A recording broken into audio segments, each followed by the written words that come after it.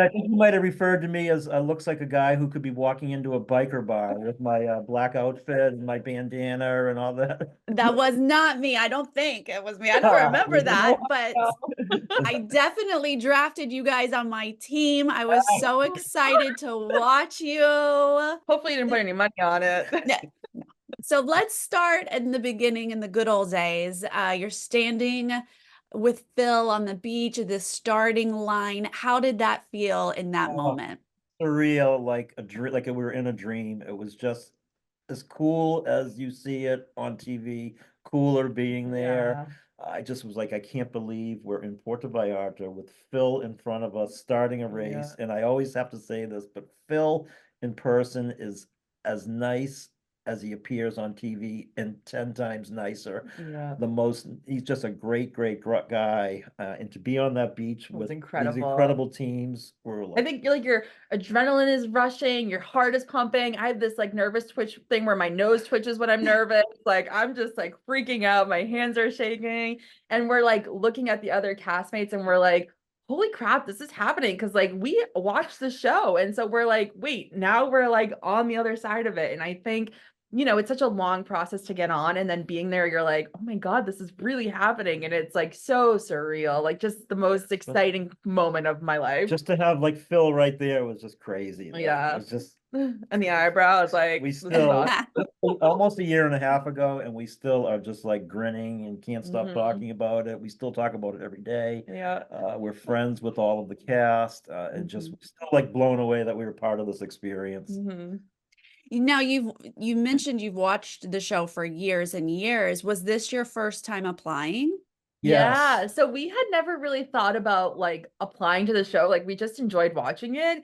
And then one day we're sitting at the lake as we do, and I'm like scrolling through Instagram and I'm like, it's last call for auditions. Like, let's just go home and try it. And so we sat on the couch for 3 minutes, submitted or for 20 minutes, made a 3-minute reel, submitted it. And I was like, well, that sucked. I was like, Yeah, there's nothing no way we're fancy. We getting a just we call. just shot the breeze, talked to each other, joked, laughed, sent it in. And then a couple of days, week go by, and we're like, oh, did Hollywood call you? Oh, did they call you? Yeah. Like joking. And then a day after, we got a call saying we've been trying to call you. Do you I guys had a are missed interested to be on the call. Oh show? my gosh, it was And then crazy. once that call, it just spiraled. Like the stuff you have to do to get Yeah. Mhm. on is incredible. But it's so crazy because my mom was the initial fan, and the day that we had submitted our audition tape would have been my mom and dad's 15th anniversary. And so I think it was a calling from her of like, hey, like this might be a good chance to do this. Your And mom used to watch the show before us, yeah. and then we sort of got hooked on it. So this craziness. Used to be able to like she liked the show because you could see the world from your living room.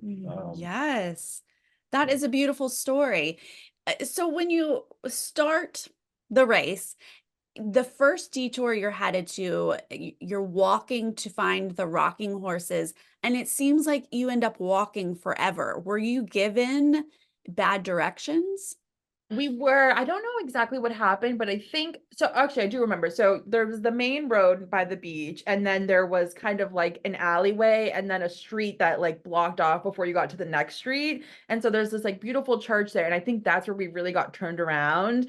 And we had passed a couple of teams coming down from the horses, and I think we had just been a little bit to the right more than we had needed to be. And then yeah, some of the street names like just didn't line I've up, and we were so never confused. realized how hilly Puerto Vallarta is, or I couldn't believe it. It's all cobblestone.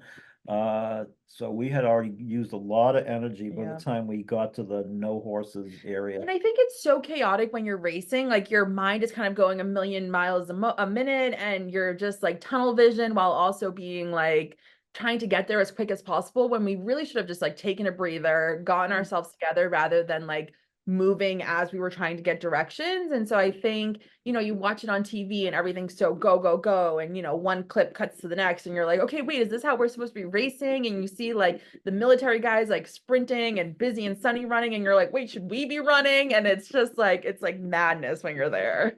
The colorful flags in this part of the leg seems way more complicated than they needed to I be. thought What? this was gonna be a no-brainer, Yeah. blow through this, easy peasy. We still don't know. Still don't watching it. We thought last night we'd maybe get like a figuring. We still don't know what the pattern was, what they were looking for. As apparently most of the people don't, because I think one team completed it, Busy and Yeah. Sunny. I don't. Mhm. He had opted for the physical challenge of the first round, and like thankfully that didn't work out. So we're like, okay, this next leg we're gonna do the mental one, and it was like we have no freaking idea what's happening. Yeah, I mean, in hindsight, I wish we had just hopped on the balloons right away, but we Yeah. didn't. But at this point, I'm sure you're like, can we stop walking this entire town? You've walked so much. That was my downfall, was the walking. And you were I was dehydrated. dehydrated. I just ran out of gas. I really did. I was so dehydrated. It was so hot. You know, you're running on energy. You don't realize, we've hadn't eaten very much. Yeah. We hadn't been drinking enough. It just hit me like a ton of bricks. Yeah, But it seemed like just the most exhausting, extra long day. yeah. Was there anything else that you could have done differently? Well, so I think the first leg we got really, really lost and kind of like wasted a lot of steps and energy there. And then the second leg, we really got it together with directions. Like we did not miss a turn. We did not miss a street. We really got to where we needed to go, like the easiest, most efficient way possible. And so if it hadn't been a mega leg, we would have been way more rested. But I think we had gassed Mhm. ourselves out that first leg. And Yeah. I think getting those directions on point that second leg, like really would have helped us if we weren't physically Well, exhausted. I also think if Rohan and Maya hadn't had their car issue parking, I think that they would have placed possibly ahead of us. Yeah. The whole dynamics of the beginning of the race would have changed. Mhm. What surprised you most about running this race? I think again, it's like you think you have to be so fast and like, I think I've gotten a little flack for being like so coddling of my dad and like, oh, let's walk, let's like not run. But you've seen teams who run in the wrong direction or teams who go to the wrong roadblock or detour, and that really messes them up. And so for us, I think, you can take a moment to breathe, take a moment to like get your surroundings set, and then just go with the directions, which is what we did that second leg. And so I was proud of ourselves for getting it together, and then we just ended up being too slow. But yeah, I think you're watching it and it's so quick, and it's chaotic when you're in the race and you're so alone that you're like, am I in first place, last place, am I in the middle of the pack? Like you have no idea what the other teams are doing. And it's just like your tunnel vision, and it's crazy when you're out there.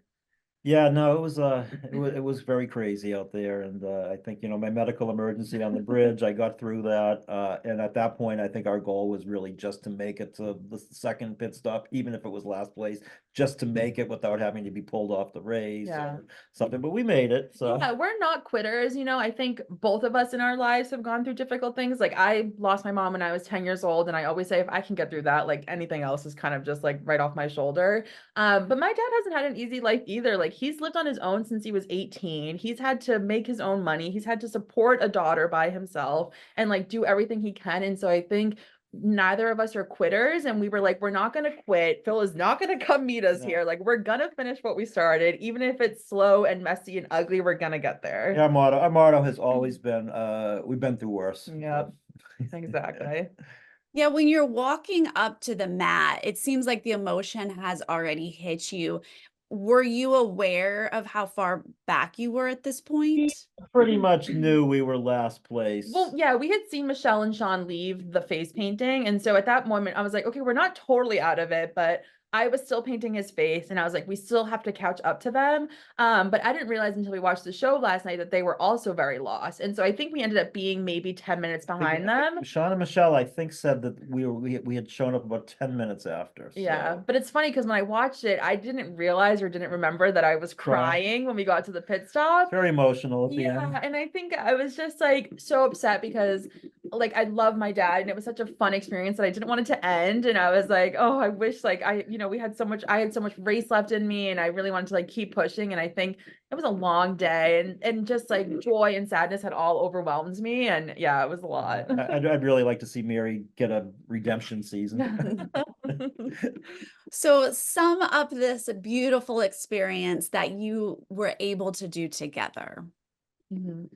Yeah, I think, it was just so incredible. And I think my dad has been my biggest supporter forever, like even before my mom passed. And I think to have this memory to share together is just incredible. And like if I had done The Amazing Race, or I'm a big Survivor fan, if I had done it on my own, like he would have appreciated it, but he wouldn't have got it the same way that he does. One of the best things is the little crazy things that mean nothing to anybody else we can share. I mean, for instance, we were in a van before we got on the private jet eating burritos. Like little things. She wouldn't be able to describe that to me. And I think I have a new appreciation for my dad too, because he's so strong. And I think like he's mentally been my supporter forever. And I think that like in this kind of way, I got to like support him and like, be appreciative of like all that he gives. And I know that he gave it everything he had that day. Like, I don't think that my dad was giving any less than what 100% that he could that day. And, 100% looks different for everybody, but I just appreciate that he wasn't a quitter and then want to quit. did this with me. I So wanted to finish it one way or the other. yeah.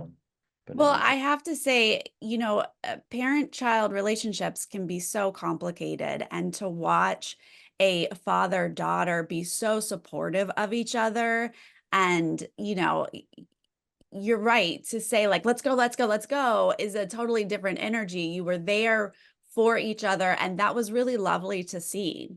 Yeah. And I knew that if I had like pushed him too hard, or if I had started to get like anxious or aggravated, like that wasn't going to help us. That's not how our relationship, is best. And so like when we're having difficult times, it's best for us to be calm and level-headed and let's work through this and let's find a real solution rather than getting angry and bickering. Like that just isn't what works for us to motivate each other. And that, that works for other people and there's nothing wrong with that. But for our relationship, that's just not what gets us through was a situation. a good push for me. I was lucky to have her on the race and to push me gently. And I wish I could have had a little more gas, but I tried. No. Oh, it was just too long of a day.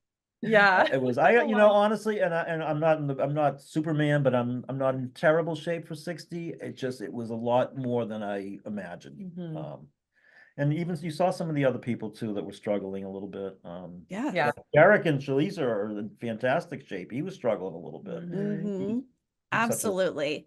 It was so difficult. My heart goes out to all of you guys who got through it at all. I really appreciate your time today. Thank you so much. Thank you. So nice to meet you.